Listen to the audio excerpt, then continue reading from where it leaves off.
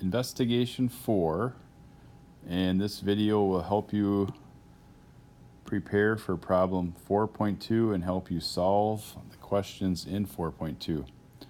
First thing you really need to know is what's an expression, a numerical expression. So numerical means number expression. And an expression combines numbers using one or more operations like add, subtract, multiply, and divide. Expressions do not contain an equal sign. You will get algebraic expressions when you get more into algebra. So what numerical expressions don't contain is an equal sign. So we're going to be focusing on these items over here, numerical expressions. They contain operations like add, subtract, multiply, divide. So they contain operations and they contain numbers. Okay, so we'll be using numerical expressions. A couple other things about expressions. Oftentimes you'll see, you can see things written instead of saying 4 times 11, you'll see us do this as 4 times 11 or 4 in parentheses times 11. All of these things mean the same. They mean to multiply. So we'll be referring to expressions. Expressions. They contain, one more time, numbers and operations. And these are examples of expressions right here. These are examples of expressions. So 3 plus 5, 64 divided by 8. 4 times 11 minus 3 plus 5. All right, let's keep going. And I'm taking this information straight from your notes packet. Example. Here's an example of an expression. 2 parentheses 5 plus 1. So the way we say that is 2 times 5 plus 1. This is an expression, a numerical expression. Has numbers and operations. Remember, parentheses can mean multiply. So this expression can be considered the factors for the number 12. Well, we've learned a lot about factors. We know how to find factors of a number. And in this situation, 2 times 5 plus 1 can be considered the factors for the number 12. It's easy. I'm going to show you how this comes to be. So the product of 2 in the expression 5 plus 1 is 12. And we're going to learn how to do something called the distributive property to understand this statement. So if it sounds confusing right now, you'll get it later. What is an equivalent expression? Equivalent has the word equal almost in it. So equivalent means an equal expression. So one expression will be equal to another. Here are some examples.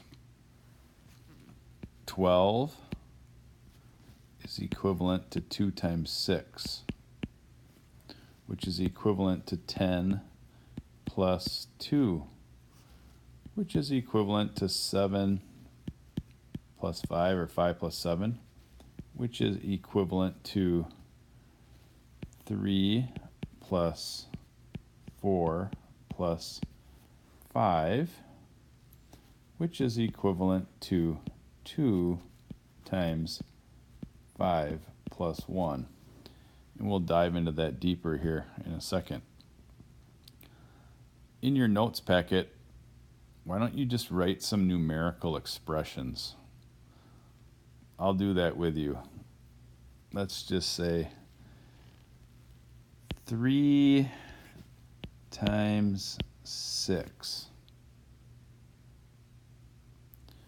Or we know that equals 18, correct? Let's write another expression. So this is an expression, 3 times 6.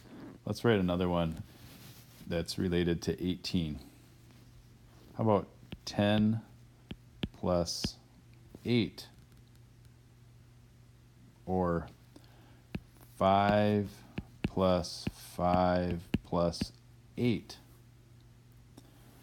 Now below it says, write an equivalent expression for each of the expressions you wrote above. What's an equivalent expression for 3 times 6?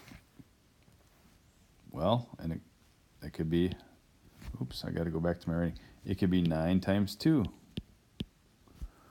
So these are equivalent. 10 plus 8 is 18. How about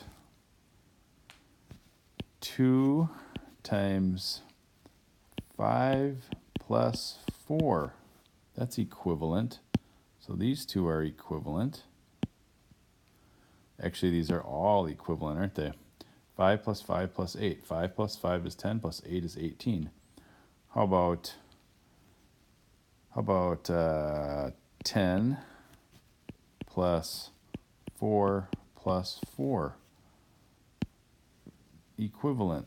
So every single one of these, every single one, this one, this expression, this expression, this expression, and this expression, and this expression, they all equal 18. So they're all equivalent. Equal means equivalent.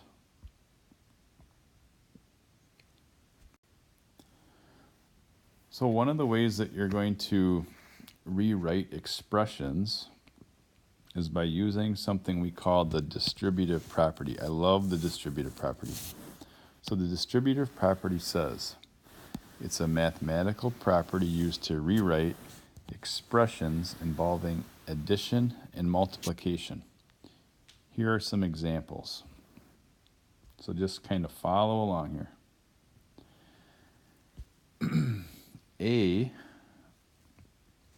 This is A times B plus C, can also be rewritten as, now distribute means to share or distribute. So we're going to distribute, and I'm going to use blue here. So A distributed to the B and A distributed to the C would be written like this. A times B, so A times B, that's A times B, plus A distributed to the C, A times C. That is the distributive property. Now let's do it with numbers. Let's distribute the 2. 2 times 6, this is 2 times 6, plus 2 times 3. 2 times 3. So over on this side, they're just showing you two different ways to connect multiplication and addition. You can take what's in the parentheses here. 6 plus 3 is 9. So this whole thing is 9 times the 2. So 9 times 2 is 18. Or on the other side of the red line, you can say 2 times 6 plus 2 times 3. 2 times 6 is 12. 2 times 3 is 6. 12 plus 6 is 18. So they're equivalent. They're equivalent. So one more time, the distributive property means to distribute, and then rewrite it as addition.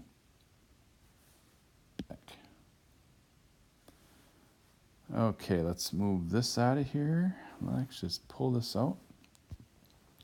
So in your assignment, you're going to see some problems that look similar to this. And once again, these are straight from your notes packet. It says, can you use the distributive property to find the area of this rectangle. Fill in the blanks. I see a mistake on here right away, and I'm going to fix it. So this has got to be plus. All right, so it says 7 times something plus 7 times 6.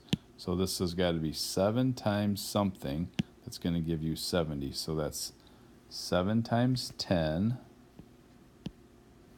plus 7 times 6. So 7 times 10 gives you 70, plus 7 times 6 is 42. 70 plus 42 is 112. The sum of the two terms. This is a term, and this is a term. When you add them together, the sum is 112. Okay? So how does this have anything to do with this picture? Well, look. 7 times 10 is like 7 times 10. So 7 times 10 is 70. So this would be 70. Plus, so we're adding, we have to add this other rectangle. We say 7 times 6.